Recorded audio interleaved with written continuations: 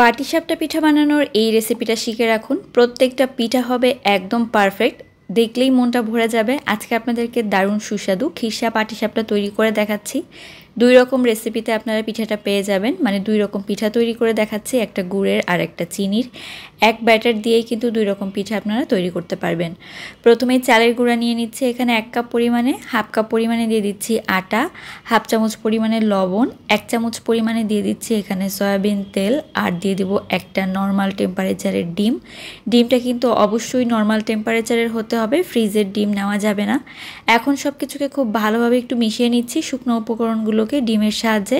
এখন আমি এখানে উষ্ণ গরম পানি দিয়ে দিচ্ছি, সেটা হচ্ছে 1 কাপ পরিমাণে। পানিটা কিন্তু খুব বেশি গরম হবে না, আবার একদম ঠান্ডা পানিও দেওয়া যাবে না।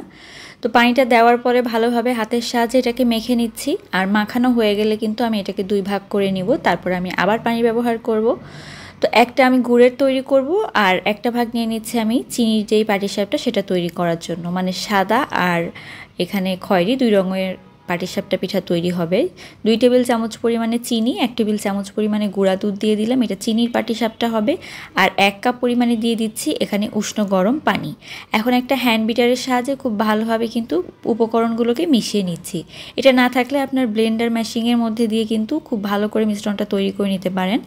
আর গুড়েরটার জন্য এখানে আমি প্রায় 3 টেবিল চামচের মতো গুড় দিয়ে দিচ্ছি, তার সাথে 1 টেবিল চামচ পরিমাণে গুঁড়া দুধ, 1 কাপ পরিমাণে উষ্ণ গরম পানি এখানে দিয়ে দিচ্ছি। এখন এগুলোকেও ভালোভাবে মিশিয়ে নিচ্ছি। কালারটা আপনারা যত ডিপ আনতে চান সেই অনুযায়ী গুড়টা এখানে ব্যবহার করবেন। তো খিরসা বানানোর জন্য 1 লিটার দুধ জাল দিয়ে অর্ধেক করে নিয়েছি। এখন এখানে হাফ কাপ পরিমাণ চিনি দিয়ে দিব। চিনির পরিমাণটা বাড়িয়ে দিতে পারেন, যদি আপনারা চিনি বেশি খেতে ভালোবাসেন সেক্ষেত্রে চিনিটা একটু বাড়িয়ে দেবেন। খুব সামান্য একটু লবণ দিয়েছি। এখন আবার ভালোভাবে সব কিছু মিলিয়ে নিয়ে হাফ কাপ পরিমাণ দিয়ে দিব এখানে সয়াবিন তেল। এই খিরসার মধ্যে সয়াবিন তেলটা ব্যবহার করবেন, একদম মনে হবে যে ক্রিম তৈরি করেছেন। পাটিসাপটা পিঠার খিরসাটা এতটাই সুন্দর হবে, খেতে কিন্তু দারুণ লাগে। হাফ কাপ পরিমাণে চালের গুঁড়া একটু পানি দিয়ে গুলিয়ে তারপর দিয়ে দিয়েছি। তো এখন কিন্তু সব কিছুকে ভালোভাবে মিলিয়ে নিয়ে তারপর থকথকে হয়ে আসা পর্যন্ত অপেক্ষা করব। নামিয়ে নিয়েছি। এখন পাটিসাপটা পিঠা বানাতে চলে আসলাম।